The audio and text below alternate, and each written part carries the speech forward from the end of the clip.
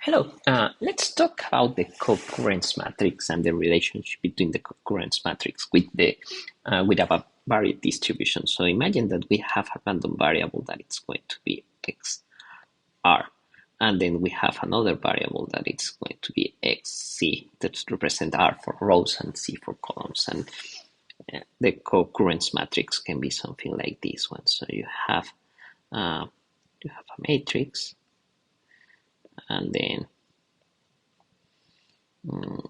you have words here like you can have the and, and then here you can have another word, Mexico, like us.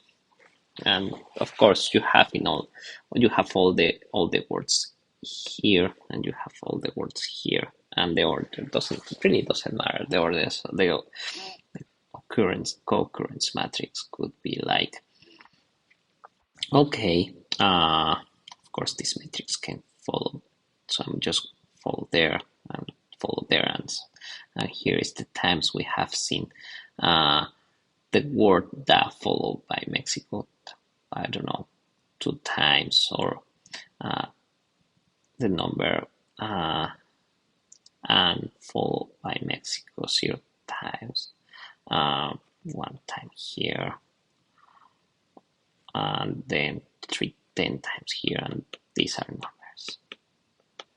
These numbers I just don't know, just numbers about that one. Now,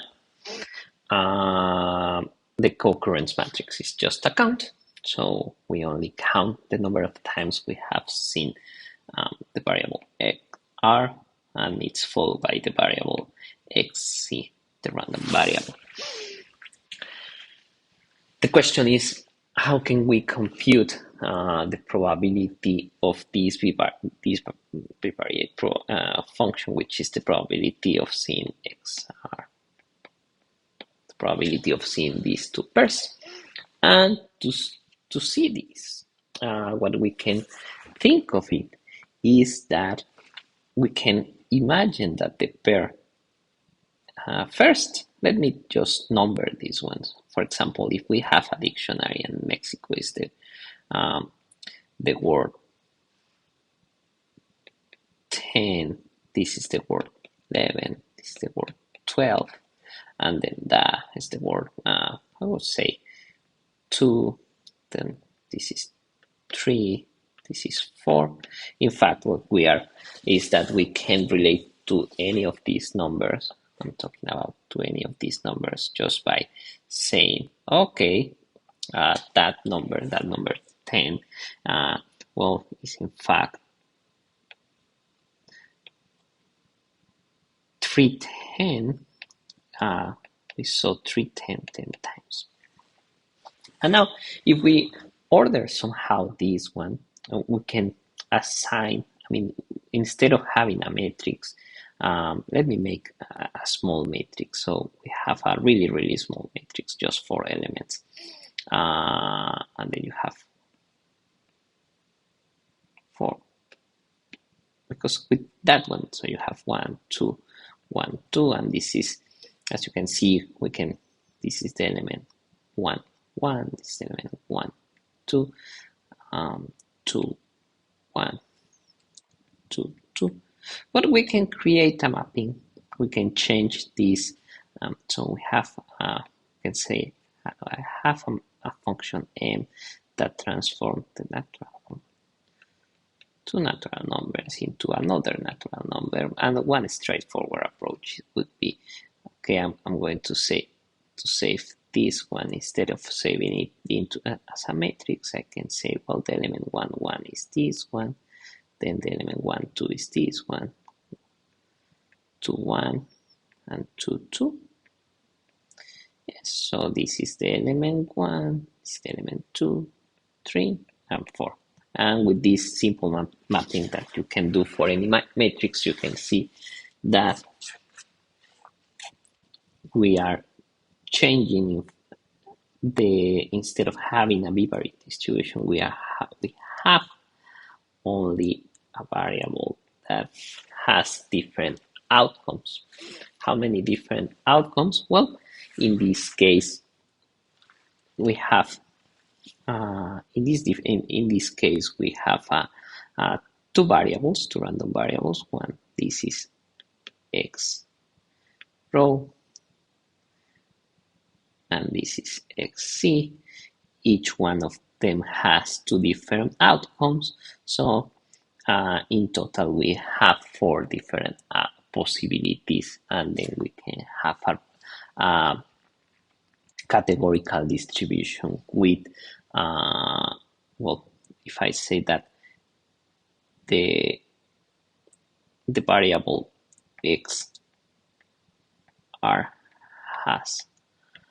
different outcomes, and the variable has c different values, then I have the combined variables.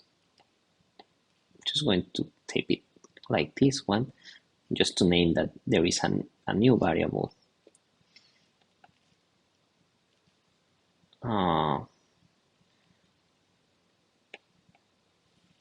And I'm just going to change that to a comma.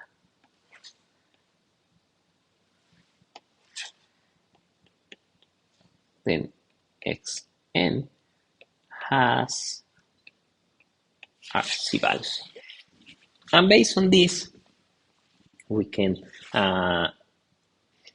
based on what I have just described, we can think of a co-occurrence matrix. We can think of it as if all the elements of that co-occurrence matrix, those elements are in fact just highlighting another categorical distribution with more outcomes. How many are outcomes? Well, this number of outcomes. And then we can just compute the probability, the joint probability of x r x c by, you have the distribution by making you have the matrix, then doesn't matter, but just going to write this one. This goes for this element is the number of times I have seen this pair divided by n, and n is just n. If this is matrix, I'm just going to say C, so it's the sum of all C, I, G for all the elements. That's pretty much n. And so with this simple notation, we can compute the bivariate distribution with this bivariate distribution.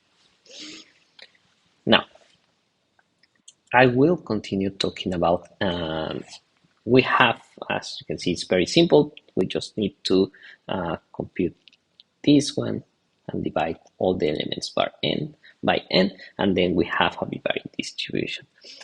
I will continue talking about this one in the next video.